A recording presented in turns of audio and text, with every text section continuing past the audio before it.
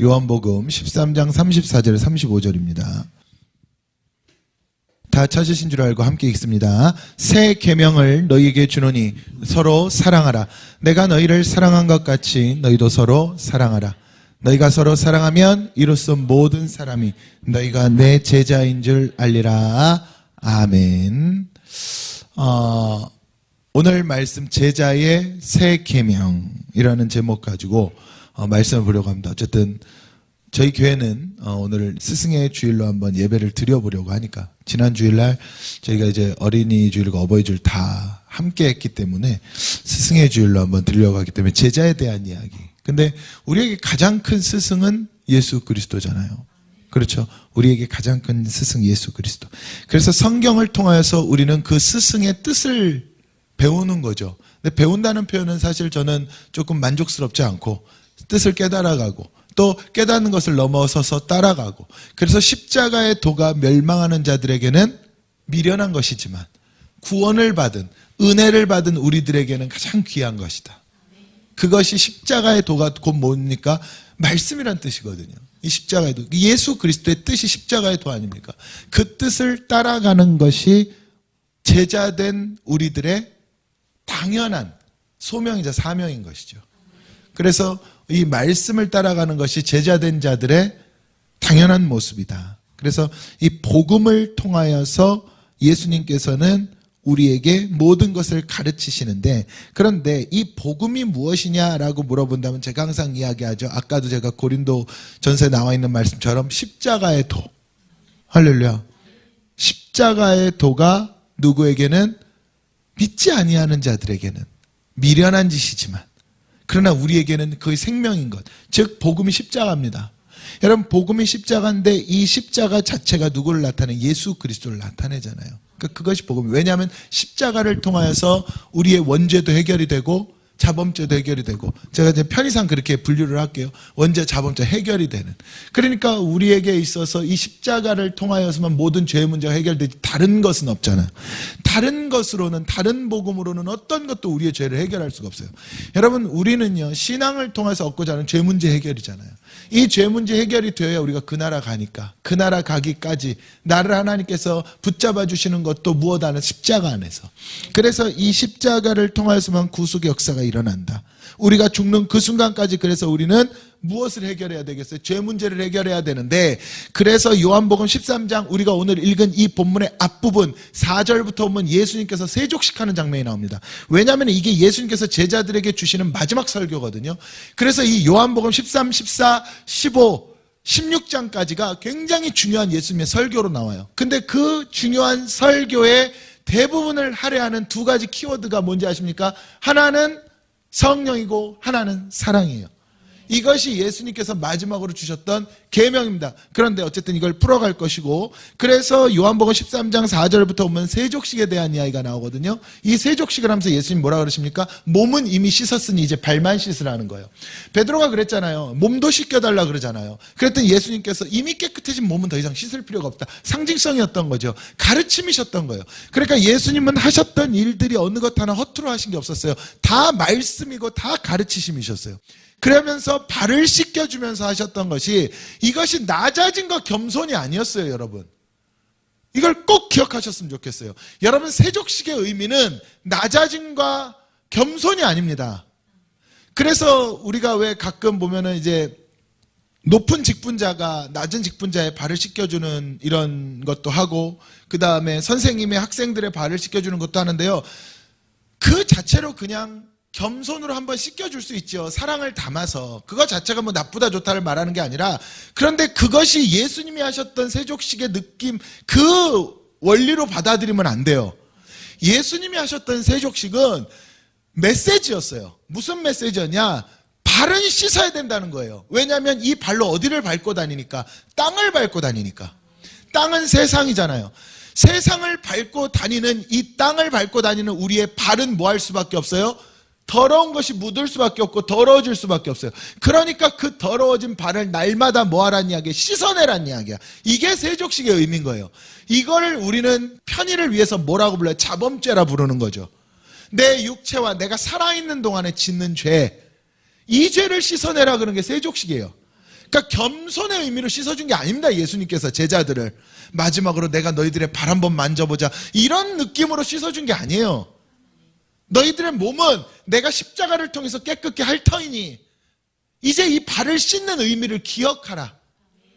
그래서 세족식과 함께 예수님 하셨던 게 뭐예요? 성찬식이잖아요. 이 두 개 같이 가는 거예요. 세족식은 자범죄에 대한 문제를 해결하고 성찬식은 원죄에 대한 문제를 해결하잖아요.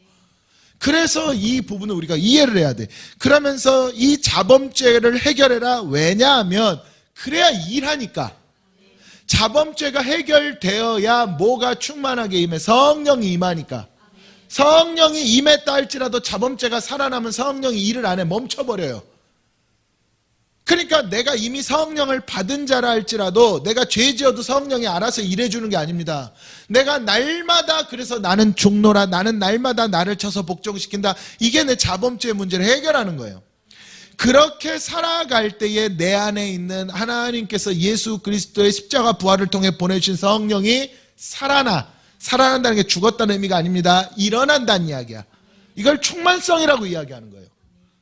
그래서 주님은 누구든지 나를 따라오려거든 자기 목에 대인 십자가를 지라 그랬어요. 자기 목에 대인 십자가. 여러분 적어도 나를 따라오려거든 죄의 문제로부터 자유하라는 이야기예요. 자기 몫에 대인 십자가. 그게 첫 번째입니다. 그리고 그 다음이 타인에게 가는 거예요. 내 죄의 문제가 해결되지 않은 상태에서 어떻게 여러분 내가 자범죄에 붙잡혀 있으면 무엇을 봐도 죄로 보입니다. 내가 죄에 붙잡혀 있으면 뭘 봐도 죄로 보여요. 근데 내가 은혜가 충만하면 뭘 봐도 은혜로 보입니다. 내가 성령이 충만하면 뭘 봐도 성령으로 보이는 거예요. 여러분 결국 어디에서부터 출발된 문제예요? 내게 있는 죄에서부터 출발된 문제예요. 누가 꼴 보기 싫잖아요. 여러분 꼴 보기 싫은 거는요 내게 있는 죄 문제가 그렇게 만드는 겁니다. 할렐루야. 그래서 이 십자가를 이야기할 때 우리의 신앙이 무엇이냐? 십자가 지는 거예요. 사실은 이게 다입니다. 그런데 성경에서 이 십자가를 뭐라고 표현한 거예요? 사랑이라고 표현하는 거예요. 새 계명을 주겠느니 내가 너에게 이제 새 계명을 주노니 서로 사랑하라. 여러분들 이게 말이 서로 사랑하라죠. 서로 사랑한다는 것이 가장 무거운 십자가입니다. 사랑을 준다는 것이 가장 무거운 십자가예요. 여러분 제가 늘 말씀드려요. 내가 사랑하는 사람, 내가 좋은 사람, 내 가족, 내 편들한테 사랑 주는 거는 어렵잖아요. 그건 십자가 아닙니다. 여러분 하나님은 누굴 사랑하셨는지 아십니까? 죄인을 사랑하신 거예요. 자, 이게 중요한 거예요. 새 계명이 서로 사랑하라. 어떻게? 내가 너희를 사랑한 것 같이. 그럼 예수님 이 땅에 오셔서 누구를 사랑했어? 죄인을 사랑한 거예요. 예수님 이 땅에 오셔서 우리 나 같은 죄인 살리신 그 은혜 아닙니까? 내가 너희를 사랑한 것처럼. 그럼 예수님은 이 우리를 사랑하신 것에 여러 가지가 있지만 크게 보면은요 두 가지 핵심 축이 있습니다. 한 가지는 죄인을 사랑했고 또 한 가지는 죽기까지 사랑하신 거예요. 그러니까 이 두 가지가 예수님이 우리를 사랑한 그 사랑의 본복인데 여러분 우리가 하고 있는 사랑은 무슨 사랑이에요? 전부 에로스고 전부 필로스 아닙니까? 내가 좋은 것에만 따라가는 사랑, 쫓아가는 사랑. 그러니까 이 사랑을 말한 게 아니에요. 근데 우리는 이 사랑하고 있으면서 나 사랑하고 있다고. 그 사랑은 난 사랑이 넘친다고. 그건 그러니까 영적으로는 아무짝에도 쓸모없는 사람입니다. 영적으로는. 육으로는 기쁘고 마음으로는 기쁠지 몰라도 영적으로 우리에게 진짜 중요한 사람 무슨 사랑? 십자가의 사랑. 예수 그리스도의 사랑. 내가 너희를 사랑한 것 같이 너희도 서로 사랑하라. 할렐루야. 그래서 첫째로 하나님은 누구를 사랑하신다? 새 계명이 뭐예요? 죄인을 사랑하신다. 너희도 누구를 사랑하라? 죄인을 사랑하라. 의인을 사랑하는 것이 아니라 내가 너희를 사랑한 것 같이 너희도 누구를 사랑하라? 죄인 사랑하라. 여러분 하나님은요 절대로 의인을 사랑하는 분이 아닙니다. 사실은 의인이 없죠. 모든 사람이 죄를 범하였으면 하나님의 영광에 이르지 못하였더니. 여러분 사실상 의인은 없습니다. 그럼 오직 의인은 누구뿐이야? 예수 그리스도 한 분뿐이에요. 그래서 하박국 선지자가 이야기했던 것처럼 오직 의인은 믿음으로 말미암아 살리라. 사실은 누구만 믿음으로 살 수 있어? 예수님만 믿음으로 살 수 있어. 자 보세요. 너희 안에 겨자씨만한 믿음만 있으면 산을 옮긴다 그랬죠. 산 옮겨 못 옮겨? 누구만 옮겨? 예수님만 옮기는 거예요. 왜냐하면 예수님만 의인이야. 예수님만 믿음이 있어. 그래서 이제 우리도 그 믿음으로 살아야 되는 거예요. 예수님께서 우리에게 약속하신 게 그거예요. 내가 너희 안에 있어야 된다는 게 바로 그 이야기입니다. 여러분 그렇기 때문에 예수 그리스도의 믿음이 내 안에 들어와야 돼. 그러지 않으면 우린 못 살아요. 할렐루야. 그러니까 우리가 가장 중요한 거는 이 복음이라는 거예요. 복음이 예수께 머물러 있지 말고 나한테까지 와야 되는 거야. 그래야 우리가 산다니까. 아니면 우리는 여전히 죄인이잖아요. 우리는 늘 죄인이었어요. 사실상 의인은 없어. 그러면은 이 땅에 전부 죄인이기 때문에 예수님이 오셨어. 그리고 누구에게 찾아오신 거예요? 물론 하나님의 선택적 역사였지만 우리 기준으로 바라보면 내가 죄인인 줄 아는 자들, 깨달은 자들에게 예수님의 은혜가 온 거야. 예수여 나를 도와주소서. 예수여 나를 불쌍히 여기소서. 그 자들에게 찾아온 거예요. 근데 당신은 뭐냐? 네가 말하는 진리는 뭐냐? 자기가 의인인 줄 착각했던 자들에게는 예수님의 은혜가 없었어요. 전부 여러분 사실은 의인인 척하는 것뿐이죠. 의인인 줄 착각하는 거죠. 의인은 없습니다. 우리 또한 마찬가지예요. 늘 죄인이에요. 여러분 내가 지금 당장 만약에 성령 충만해가지고 의인으로 변화됐다 할지라도요, 하루 이틀 지나면 금방 죄집니다. 금방 죄인돼요. 안 그렇습니까? 여러분 죽는 그 순간까지 한 번 내가 성령 충만 받았다고 그 성령 충만의 능력으로 한 번도 실수하지 아니하고 죄짓지 아니하고 살아가는 자가 누가 있겠어요? 그래서 우리는 여전히 죄인이야. 예수님 그래서 세족식을 통해서 뭐라는 발을 날마다 씻으라 그랬던 거예요. 그럴 때 내 안에 성령이 살아나니까. 근데 하나님은 누굴 사랑하는 죄인. 그러니까 내가 뭔 줄을 깨달아야 돼요. 그래 그 말이에요 여러분. 정말로 내가 근데 많은 사람들이 내가 뭘 잘못했냐 그러잖아요. 의인 자체가 말씀을 부인하는 겁니다. 예수를 부인하는 거예요. 그래서 그러잖아요. 예수 그리스도를 이 땅에 보내주셨지만 너희들은 그 예수 그리스도를 건축자들의 버린 돌처럼 버렸다고. 아멘. 여러분 우리는 죄인이어야 하나님의 사랑받습니다. 그러니까 억지로 죄 짓고 다니라는 뜻이 아니에요. 죄 짓고 안 다녀도 죄인이야. 그러니까 내가 죄인인 줄 알면 하나님 사랑받는다니까요. 하나님 사랑받으면 여러분 그때부터 인생이 달라지는 거예요. 여러분 보세요. 예수님의 사랑받았던 그 예수님 복음서에 나왔던 그 수많은 예수님 사랑받았던 예수님 만나 사랑받았던 자들이 다 어떻게 변화됐는지. 12년 혈루증 여인은 그것이 멈췄고 38년 된 병자는 일어나 자리를 들고 걸어갔고 눈을 뜨지 못해서 앞을 보지 못했던 바디면 눈을 떴고 죽어 썩은 내가 진동을 했던 나사로는 무덤 밖으로 나왔어요. 여러분 죄인들이 예수를 만나면 변화되는 거예요. 근데 의인들이 예수를 만났더니 어떻게 돼? 떠나. 오히려 예수를 죽여. 의인들이 예수를 만났더니. 그래서 베드로가 그랬잖아요. 예수님을 통해서 물고기 만선, 배의 만선의 고기잡이를 딱 끝낸 뒤에 주여 나는 죄인이로소이다 나를 떠나소서. 근데 예수님이 안 떠나죠. 나를 따르라. 왜? 그래 네가 죄인인 줄 알았느냐? 나를 따라라. 나는 죄인을 위해 왔다. 이것이 하나님의 사랑이에요 여러분. 하나님의 사랑. 내가 의인 돼 있으면 하나님 사랑 필요가 없다니까. 그래서 예수 공로 의지하여서 우리는 뭘로 변화되는 거예요? 의인으로 변화되는 거예요. 이거 성령이라 그러는 거예요. 그 예수님께서 그랬잖아요. 이전엔 너희가 알지 못했고 깨닫지 못했으나 벌써 성령이 임하면 그럼 너희가 그때부터 내가 했던 모든 말들도 깨닫고 내가 했던 일들도 행하리라. 여러분 이걸 기억하십시오. 하나님은 누굴 사랑한다? 죄인을 사랑한다. 그러나 죄인과 일은 안 하십니다. 죄인과 일은 안 해요. 여러분 교회라는 곳은 그래서 이런 곳이에요. 교회 안에서는요 누구도 다 사랑받아야 됩니다. 교회 안에서는 누구라도 사랑받는 곳이에요. 교회는 누구라도 사랑만 받아야 돼요. 그런데 사랑은 받을 수 있지만 누구나 일하는 건 아닙니다. 하나님의 사람들도 마찬가지예요. 사랑은 모두가 받지만 누가 일하는 거예요? 의인으로 변화된 자가 일해야 돼. 안 그러면 어떻게 되는지 아십니까? 그 안에서 독소가 나와서 주변을 다 상하게 만들어. 아멘. 내가 일을 하면서도 내가 죄인으로서 일하잖아요. 그러면은요 주변을 다 상하게 만들어. 내가 의인 되지 못한 사람이 일을 하면은요 안 하는만 못한 결과가 나오는 겁니다. 그래서 일하고도 시끄러운 거예요. 여러분 의인이 일하는데 어떻게 시끄럽겠어요? 의인이 일하는데 어떻게 불평불만이 나오겠으며 의인이 일하는데 어떻게 문제가 생기겠습니까? 근데 교회 안에 일하면서 문제 생겨 안 생겨? 생긴단 말이에요. 놀랍지 않습니까? 교회라는 곳 하나님의 사랑받는 곳에서 일을 하는데 왜 문제가 생길까요? 왜 시기가 있고 왜 질투가 있고 왜 그 가운데 경쟁이 생길까요? 너무 이상하지 않아요? 합력하여 선을 이룬다 그랬는데 하나님은 내가 1이면 저 사람이 99면 어떻습니까? 합력하여서 선을 이룬다 그러셨는데 근데 그게 문제가 생긴단 말이죠. 놀랍지 않습니까? 왜 그런지 아세요? 죄인들이 일하기 때문에 그래요. 의인이 일하면 문제 안 생깁니다. 의인은 뭐가 없으니까? 죄가 없으니까. 적어도 그 일하는 순간만큼은 죄 문제가 해결된 상태니까. 할렐루야. 그래서 여러분, 하나님은 죄인을 사랑하지만 일하려면 누구로 변화되라? 의인으로 변화되라. 그 의인으로 변화되는 방법은 아까 제가 처음에 이야기했던 예수님 그래서 가르쳐 주신 거예요. 내가 뭔 줄을 깨닫고 죄인 줄을 깨닫고 날마다 나를 쳐서 복종시키고 내 발을 씻어내라. 그럼 네 발을 네가 못 씻어? 그러면 누군가가 당신 발을 씻어주려고 아니면 당신 발이 더럽다고 이야기해 줄 때 그대로 받아들여라. 내가 뭐가 더럽냐고 냄새 풀풀 나는데 내 냄새 아니라고.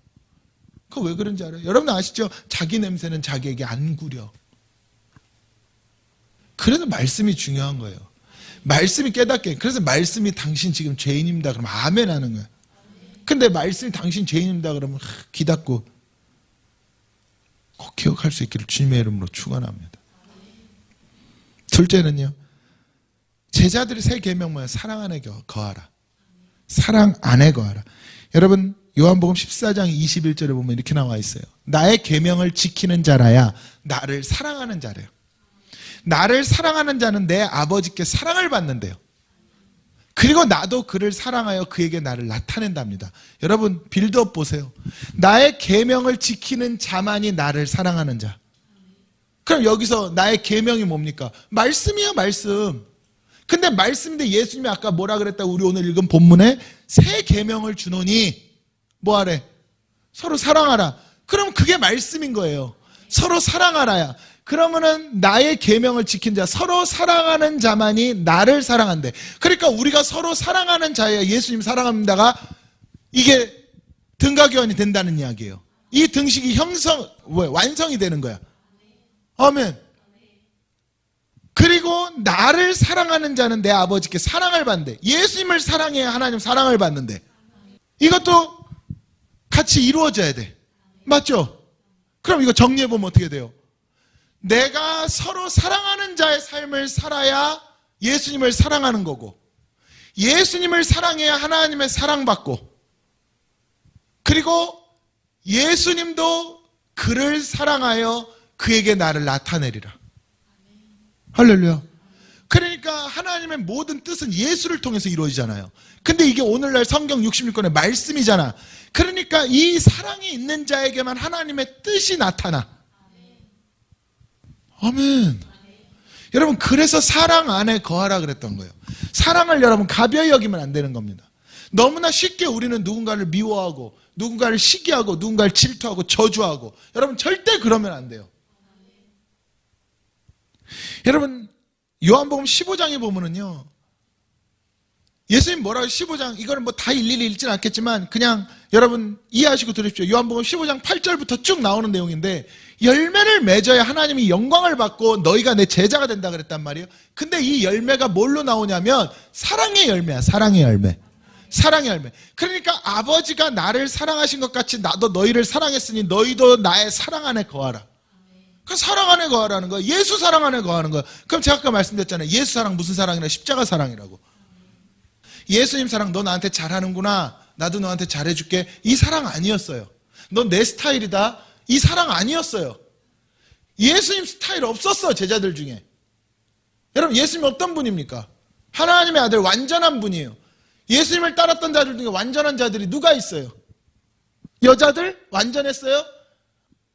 여러분 완전했던 사람도 없고 온전한 사람도 없었어요. 전부 문제투성이었습니다. 사마리아 우물가 여인은 어땠는데요?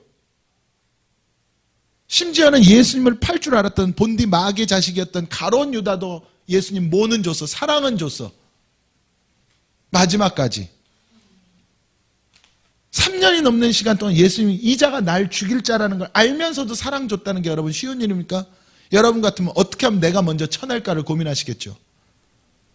어떻게 하면 내가 다치기 전에 먼저 쳐낼까? 그래서 여러분 요한복음 15장 이 내용이 너무나 중요한 거예요. 내가 아버지의 계명을 지켜 그의 사랑 안에 거하는 것 같이 너희도 내 계명을 지키면 내 사랑 안에 거하라. 그러면 사랑 안에 거한다는 게 지금 뭐라는 이야기예요? 계명을 지키는 거래요. 할렐루야. 사랑, 그러니까 너무나 간다는 거예요. 이건 우리는 오늘 이미 본문을 읽었기 때문에 알잖아요. 새 계명이 서로 사랑하라니까. 사실 여러분 오늘날 우리에게 말씀 계명이 뭔지 알아요? 우리에게 십계명 자체 계명이잖아요. 우리의 명령이 뭐예요? 사랑이에요. 사랑. 그래서 사랑만 있으면. 근데 구약에서는 아니었어. 구약에서는 뭐가 죄를 이겼느냐? 십계명이 죄를 이겼어요. 구약에서는 그 명령을 지키는 게 죄를 이겼어. 근데 신약은 바뀌었어. 예수님께서 새 계명을 주시면서 사랑이 허다한 죄를 덮어. 사랑이 죄를 이기게 바뀐 거예요. 그러니까 여러분 우리에게 원망과 불평, 분노와 이런 혈기들이 왜 나와? 사랑의 문제야 다. 네가 천사의 말을 한다 해도 내 안에 사랑이 없으면 울리는 꽹과리 소리와 같다 그랬어요. 할렐루야. 여러분 그림자적으로 한번 생각해 봅시다. 누군가 사랑에 딱 빠지면 그 사람 세상이 어때 보여? 아름다워 보이잖아요. 여러분 내 안에 사랑이 충만하면은요, 예수 사랑 충만하면 모든 게 아름다워 보인다니까. 보기 싫은 게 있다는 거는 내가 지금 사랑 충만하지가 않다는 이야기예요. 그럼 빨리 돌이키면 돼. 여러분 그래서요 내 눈이 고마운 거예요. 내 눈에 거슬리는 게 많고 내 귀에 거슬리는 게 많아질수록 내가 지금 사랑이 없다는 이야기야. 그렇게 해야 내 기쁨이 너희 안에 충만하대. 그렇게 해야. 여러분 사랑 자체가 기쁨이라니까. 근데 이 기쁨은 누구에게 임해요? 구원받은 자들은 반드시 받게 되어 있어요. 그러니까 이 사랑 품는 게 누가 품으라냐? 구원받은 자들. 왜냐하면 하나님 그랬잖아요. 하늘에는 하나님께 영광이고 예수 그리스도가, 땅에서는 기뻐하는 자들 가운데 평화. 이 땅에서 기뻐하는 자들은 누군 거예요? 하나님의 사랑받은 자들은 기뻐해. 그럼 하나님의 사랑 받아놓고 자기는 그 사랑을 안 품으면 그건 가짜잖아. 아멘. 그러니까 여러분들 마음의 사랑만 품지 마시고 십자가의 사랑을 품으십시다. 우리가 십자가의 사랑. 셋째로 원수를 사랑하라. 원수를 사랑하라. 여러분 마태복음 5장에 보면은요 참 놀라운 이야기가 나오죠. 마태복음 5장에 39절부터 보면 이런 이야기가 나와요. 나는 너희에게 이르노니 악한 자를 대적하지 말라. 누구든지 내 오른편 뺨을 치거든 왼편도 돌려대며. 할렐루야. 참 너무나 어려운 말씀을 산상수훈 초반에 하시는 거예요. 지금 주님께서 누군가 네 오른뺨을 치면 왼편도 돌려대주래. 더 때려라. 근데 이게 여러분들이 얘기하는 거 오기로 때려봐 쳐봐 이게 아니라 무슨 말씀 이해되시죠? 그리고 너를 고발하여 속옷을 가지고자 하는데 겉옷도 가지게 하래. 오리를 가자 그러면 십리를 동행하랍니다. 구하는 자에게 주고 꾸고자 하는 자에게 거절하지 말래요. 여러분 이 내용을 보시면서 어떤 생각이 드세요? 근데 핵심은 여기에요. 내 이웃을 사랑하고 내 원수를 미워하라 하였다는 것을 너희가 들었으나. 마태복음 5장 43절입니다. 이게 율법이었어요. 율법은 뭐라 그랬습니까? 내 이웃은 사랑하고 원수는 미워하라 그랬어. 그러니까 이웃과 원수를 분리시킨 거죠. 그렇죠? 그런데 예수님 이걸 뒤집습니다. 나는 너희에게 이르노니 너희 원수를 사랑해라. 원수를 뭐하라? 사랑해라. 왜? 예수 안에서는 원수도 친구로 바뀌는 거예요. 예수 안에서는. 그러면 누가 원수예요? 예수 없는 곳이 원수야. 예수 없는 것이 원수지. 예수 안에서는 모든 게 친구예요. 그러면 나는 원수를 사랑하는 게 뭐예요? 내가 원수다 아니다가 아니라 나는 어떤 상황에서도 뭐 주란 이야기야? 사랑 주란 이야기예요. 그럼 그 사랑이 가서 그 사람을 바꾸든 안 바꾸든 이건 하나님의 일이야. 아멘. 여러분 이게 가장 큰 차이점이에요. 율법은 네가 좋은 것을 좋아하라 그러죠. 근데 예수는 좋은 것은 당연한 거예요. 여러분 이웃 사랑은 당연한 거거니와 원수까지도 뭐하라? 사랑하라. 이것을 뭐라 그래? 이것이 곧 하늘의 상이고. 할렐루야. 이것을 여러분 나중에 읽어보십시오. 제가 말씀드린 본문들은 이게 하늘의 상이고 온전함이라는 거예요. 여러분 좋아하는 사람을 사랑하는 거는 세리도 하고 이방인들도 한다는 거예요. 이방인들도. 이건 누구나 하는 거예요. 세상 모든 사람 복음과 상관없이. 근데 원수를 사랑하는 것, 즉 죄인을 사랑하고 너의 원수, 너에게 해를 입히고 손해를 입힌 자들에게 더 큰 사랑을 주고 긍휼을 주고 자비를 주는 것이 곧 뭐라는 이야기예요? 십자가라는 이야기야. 근데 이렇게 생각하면 이제 신앙생활이 어려워져요. 어떻게 그럴 수가 있습니까? 아니 근데 그러래. 그럴 때 내가 너에게 은혜를 주겠대. 이게 하늘의 상이고 온전함이래. 여러분 그래서 저는 이걸 이렇게 표현을 하고 싶어요. 물론 이제 뭐 모든 상황에도 적용이 되겠지만 여러분 우리가 신앙생활을 어느 정도 하다 보잖아요. 나와 상관없는 문제나 나와 상관없는 어떤 그러니까 내 문제가 아닌데 어떤 뭔가 문제가 벌어지면 그럴 수도 있지. 용서해야지. 이게 쉽게 나와 이제는 신앙생활 하다 보면. 남의 얘기에 대해서는. 누군가가 나한테 상담을 하거나 얘기를 해도 에이 이해해야지. 품어야지. 말씀이 그러라 그랬잖아. 남의 얘기니까 그렇게 합니다. 근데 문제는 뭐예요? 나와 상관이 있어지는 순간에 나와 연관이 있어지는 순간에 어떻게 바뀌어요? 이런 원수 같은 놈 이렇게 바뀌어진다는 이야기예요. 여러분 그래서 제가 목회를 하면서 보니까 참 그게 깨달아지더라고요. 성도들에게 목회를 하면서 저는요 정말로 영적으로 하나님의 뜻대로 가면 아무 문제 없을 줄 알았어. 근데 아니에요. 수많은 문제들이 일어나. 제가 그러면서 깨달은 거예요.